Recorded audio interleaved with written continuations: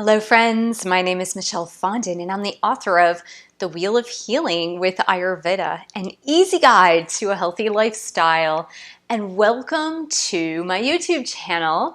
This video is going to be on the 6 stages of disease of Ayurveda. It's a little bit academic, but if you're really interested in knowing how Ayurveda works in the realm of disease, then this is the video for you, because the way Ayurveda views disease is vastly different than the way Western medicine views disease. And here's why. In Ayurveda, there are 6 stages to disease, whereas in the Western model, there are 2. And we're going to go over that as far as where in Western medicine do you realize that you have a disease or a disease that is forming. And so we're going to go through all the stages, but first, if you're not familiar with the Ayurvedic doshas, it's best to go back and view the videos that I have on Ayurveda and an Ayurvedic lifestyle on each of the doshas. The doshas are Vata, V-A-T-A, Pitta, P-I-T-T-A, and Kapha, K-A-P-A. So if you're not familiar with the doshas, this video is presuming that you already understand the differences between the 3 main Ayurvedic doshas or Ayurvedic mind-body types, and that you've learned the elements that correspond to the Ayurvedic doshas or the Ayurvedic mind-body types. So again, if you're not familiar with it, just go back and view those videos, and then you can come back to this video because we're not going to go over each of the doshas just to save some time.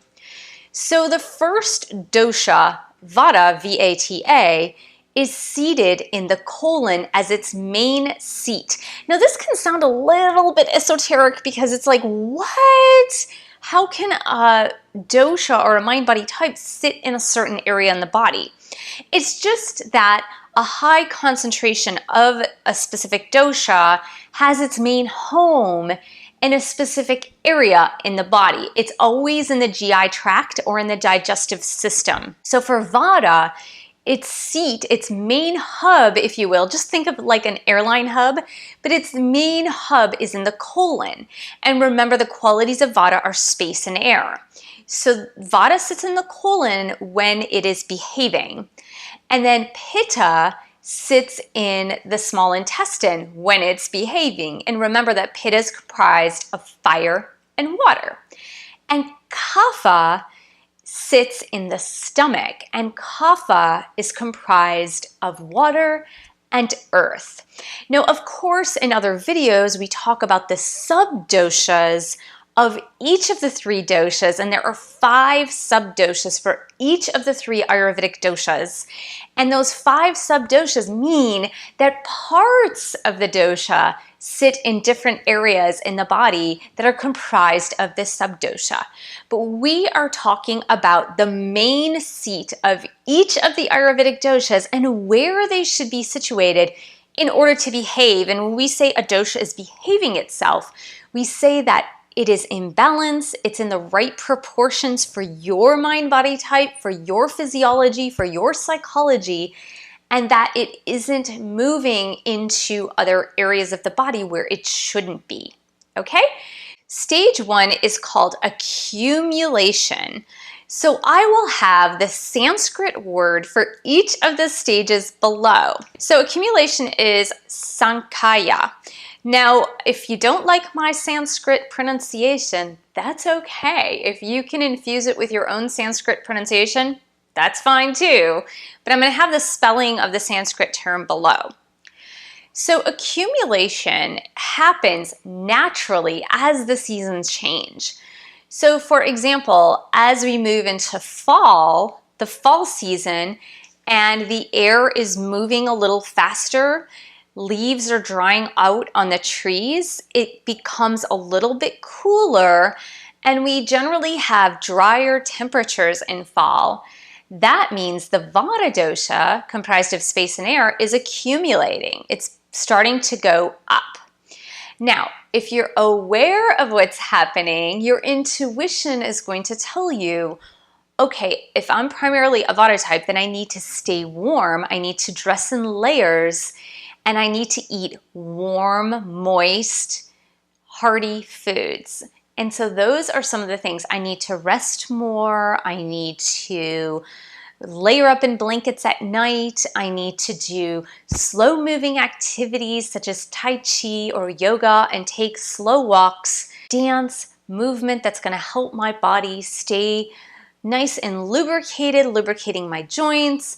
So that's what it means to be in that first stage where you sense that your dosha, your primary dosha, is starting to accumulate a little bit. And by practices of Ayurvedic lifestyle, you can allow that dosha to pacify because of external forces. And you can even do this because of internal forces.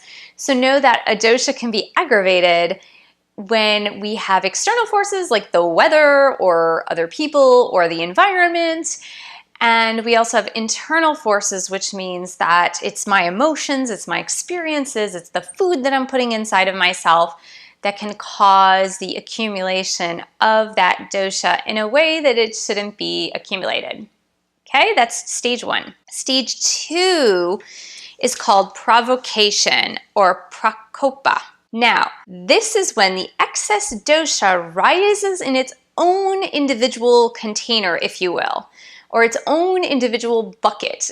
And what that means is that in the colon, Vata is going to rise to the top of the bucket, of the level, and if we're not careful, it can start to spill over. For a Pitta type, that means it's rising too much into the small intestine, and for the Kapha type, it means that it's rising too much into the tummy, to the stomach. So what does this mean? Again, if we're going to take that Vata type, it means that the Vata is starting to get distension in the stomach where you're feeling a little bit bloated, you're getting gassy, constipation, maybe nausea because of the gassiness and constipation. And that is, again, a sign that it is time to pacify that dosha. Now, in this stage, the cravings are actually still normal, meaning that you might get a craving for hot, hearty soup if you're a Vata type. If your Pitta is aggravated, you might get a craving for some cooling foods like some fresh mango or some mint or cilantro or something that's going to cool that Pitta down. If you're a Kapha type, you're going to want to fast or eat lighter. So in the first and second stages, the doshas that are becoming out of balance are going to send signals to the body that are actually healthy, that if you're listening, if you're tuned into those signals, then you're going to do what it takes to get those doshas back to a regular, normal level. Now, if you ignore those signs, then it will move into stage three, which stage three is prasara or spread. Now, think about that bucket or container where the dosha is accumulating because we never want more of what we already have. So if we have just enough Vata, if we have just enough Pitta and Kapha, we never want more of it because more is going to create, again, that aggravation, and you're going to start to feel out of balance and out of sorts. At this point, as we move from stage two to stage three, you're starting to feel that something is off, but if you're not aware of Ayurveda and you're not aware of your body, you're not really going to know what's wrong. You're going to sense that something's wrong, but you're not going to know what's wrong. So at this point, when the bucket is overflowing, the container is overflowing, then the dosha is going to start to spread into other areas to look for an area of weakness to settle down, to settle itself. Again, this is called the dosha that's misbehaving, but oftentimes it's just due to our lack of awareness. We're not aware of what's going on in our bodies and minds. We continue to abuse our body with poor lifestyle choices and habits. And so then the disease process is just starting to spread itself out into other areas of the body. And this is the stage where you might begin to have abnormal cravings For example, for the Pitta type, which is comprised of fire and water, Pitta types, when they're going out of balance, should stay away from hot, spicy foods, as an example, or really sour foods such as alcohol or vinegar or yogurt even. As an example, the Pitta types that are out of balance at stage 3 of spread, you'll start to have cravings that aggravate the dosha even more. So you might crave hot and spicy foods, and that will further the spread of the aggravated dosha instead of bringing it back to its home site where it can be tamed and where it should stay so that you can maintain balance.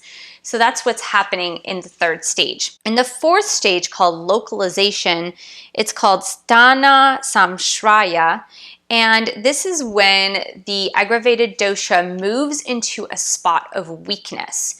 It could be an area of injury, of previous trauma, of previous disease, just a weak spot in the body where it decides to situate itself. This is not so good because once the aggravated dosha that's filled up in the container, that's overflowing, and that's moving already into an area where it's not supposed to be, and then it finds itself in an area of weakness in the body, this is actually where it can start to grow into a disease.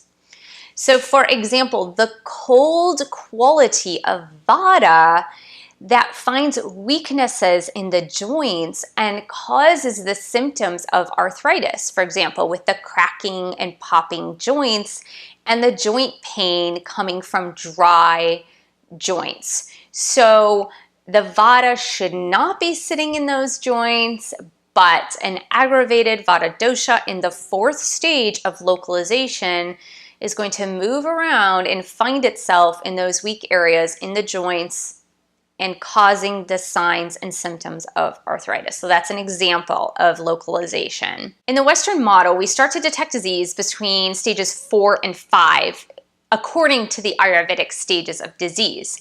So between stages 4 and stages 5 is when we start feeling those symptoms, and then we call up our doctor or specialist and we're like, hey, I need to come in for a visit because I'm experiencing X, Y, or Z symptoms. And so that is at the point at which we start to seek out medical help. Now, there's a problem with that. If you treat the disease in stages 1, 2, or 3, according to Ayurveda, it's very easy to rein those doshas back in to where they're supposed to be and to regain balance to your entire being.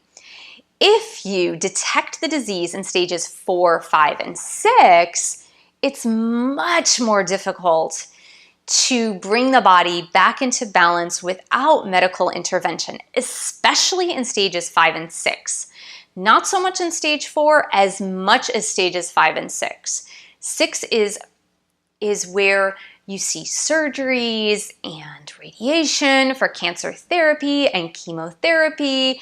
So Ayurveda really urges prevention over getting help once the disease is full blown. You don't want to wait that long. And that's why awareness is so important. And that's why I believe Ayurveda is brilliant, because it teaches you to detect disease at its genesis versus waiting until it's full-blown erupted disease, which is not good. Then stage 5 is manifestation. So again, this is when the signs and symptoms of diseases are exacerbated. At this point, there is no doubt in your mind that something is seriously wrong, and there's no doubt in your physician's mind that there is something seriously wrong because the signs are apparent on the blood tests, they're showing up on the x-rays, on the biopsies, they're showing up. So all the signs and symptoms of disease are present because that dosha has been localized, situated in the area where it's not supposed to be, and it's been growing and continuing to grow and aggravating those areas of the body where it's not supposed to be in the first place. So that takes us to stage 6 of eruption of full-blown disease. And we're talking about destruction of tissues, we're talking about tumors, we're talking about full-blown heart disease, for example, where you have clogged and blocked arteries that are 100% blocked. We're talking about full-blown disease that now we really require a lot of medical intervention in order to start the healing process.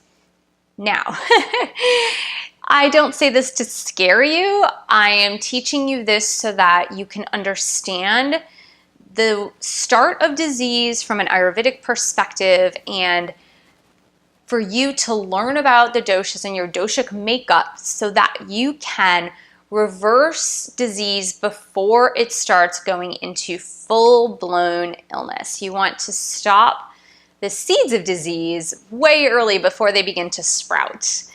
And so some of the ways you can do that are disease prevention, obviously, lifestyle changes, dietary changes, changes in your exercise plan or starting an exercise plan, doing yogic breathing and yoga and meditation and Tai Chi and dance and things that are going to help you get on the right track in order to stay healthy and not allow disease to come into your life.